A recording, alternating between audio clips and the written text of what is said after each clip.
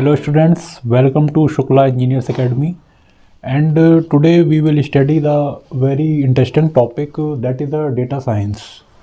तो मैं आप सभी को आज डेटा साइंस के बारे में यूनिट 1 जो है आपकी उसके बारे में बताऊंगा।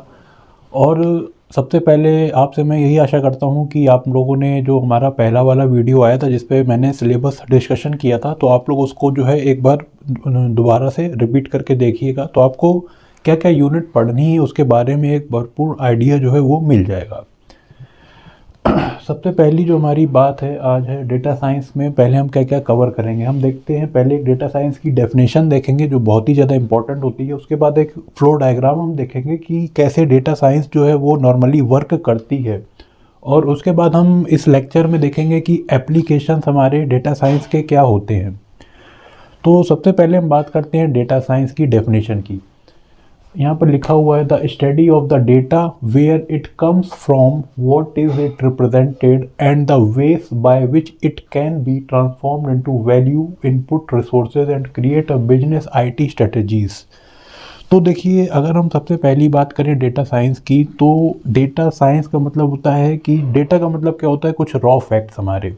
अब अगर जैसे बहुत ही छोटा सा एग्जांपल हम लेते हैं कि आपने यूट्यूब पे या फिर गूगल पे जो सर्च इंजन होते हैं उस पर आपने कोई चीज़ को सर्च किया, तो वहाँ पर जो रॉ डेटा आपके आए होते हैं, तो जब आप दोबारा नेक्स्ट टाइम विजिट करते हैं किसी भी साइट पे या फिर यूट्यूब के किसी भी चैनल पे, तो रिकमेंडेशन में आपको वो दिखाने लगता है कि इस आप क्या क्या चाहते हो।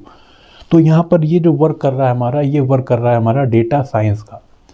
डेटा साइंस का मतलब यही है, आपने देखा होगा कि डेटा साइंटिस्ट भी होते हैं। डेटा साइंटिस्ट का काम यही होता है कि जो भी उनको रॉ फैक्ट दिए जाते हैं उससे वो पूरा एक कंबाइंड करके एक सेंट्रीफ्यूगल का एक पूरा आर्किटेक्चर क्रिएट करते हैं।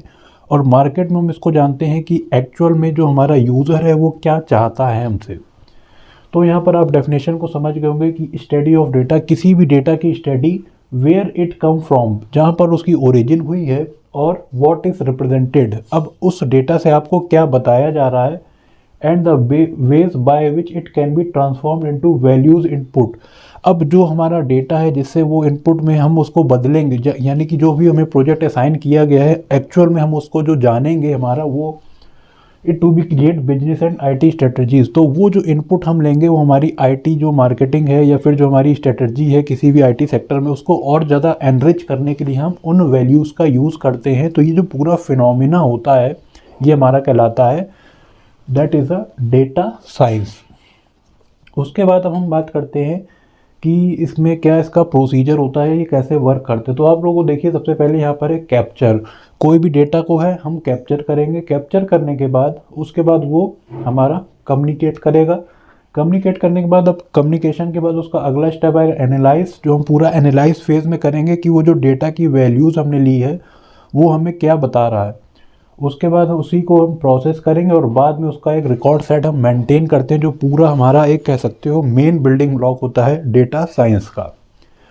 यहाँ पर मैं आपको एक ये भी चीज़ बताऊंगा कि जैसे जो हमारी कोर फील्ड होती हैं, आप लोगों ने आजकल सुना होगा बिग डेटा हो गया या फिर हमारा और एडवांस चीज़ें हो गई, वो सारी हमारी इस पर भी डिपेंडेंट होती हैं डेटा साइंस पे। अब बात कर लेते हैं एप्लीकेशन की। अब हम कोई भी टेक्नोलॉजी पढ़ रहे हैं तो उसके कोई ना कोई एक एडवांटेज तो होंगे ही ना। वो एडवांटेज क्या होंगे उनके बारे में जानते हैं। तो पहला लिखा है यहाँ पर प्रेडिक्टिव एनालिसिस। प्रेडिक्टिव एनालिसिस का मतलब क्या है, जैसे अभी आप लोगों ने देखा था थोड़े दिनों पहले बारिश का प्रेडिक्शन किया गया था, क्योंकि ठंड चल रही है बट ठंड ज़्यादा पड़ गई। संक्रांति के बाद जो हमारा सन की डायरेक्शन है वो एक अलग जगह सेट हो जाती है, जिसके कारण से हम ये कोशिश कर रहे थे कि हमारी सर्दी कम हो जाएगी, बट हमने पहले से प्रेडिक्शन एनालिसिस कर ली कि हमारा जो वेदर फोरकास्ट है उसमें कुछ ना कुछ चेंजेस आएंगे। तो ये भी जो है हमारा वेदर फोरकास्टिंग एप्लीकेशन एक तरह से कह सकते हैं हमारा किसका है, डेटा साइंस का। उसके बाद है प्रोडक्ट रिकमेंडेशन। अब आप लोग कोई प्रोडक्ट परचेस करते हैं, आजकल ऑनलाइन का ज़माना है, आप लोग फूड भी ऑनलाइन ऑर्डर करते हैं, आप लोग जो है आपका जो हम कह सकते हैं ट्रैवलिंग करनी है, आपको कोई चीज़ परचेस करनी है, हर चीज़ आपको ऑनलाइन शो करनी होती है।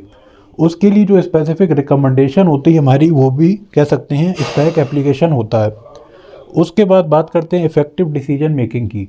अब मशीन लर्निंग को मशीन को सिखाना है तो मशीन किस तरह से अपने सेंस ऑफ ह्यूमर से वर्क करेगी, ये भी एक बेस्ट एग्जांपल है हमारा डेटा साइंस का। और बेसिकली अभी यूनिट नंबर 4 पर जब हम आएंगे तो वहाँ पर हम मशीन लर्निंग एल्गोरिथम पढ़ेंगे, जो हमें ये बताएगी कि क्या क्या चीज़ें हम बेसिकली उसमें यूज़ करते हैं अपनी मशीन को और ज़्यादा यूज़फुल बनाने के लिए। तो आज का ये जो लेक्चर था इसमें हम लोगों ने बहुत ज़्यादा इंपॉर्टेंट चीज़ समझी है, डेटा साइंस की डेफिनेशंस क्या होती हैं, किस तरह से वो काम करता है और बेसिकली उसके एप्लीकेशन क्या होते हैं। आगे आने वाले लेक्चर में और हम इसके बारे में डिटेल से जानेंगे।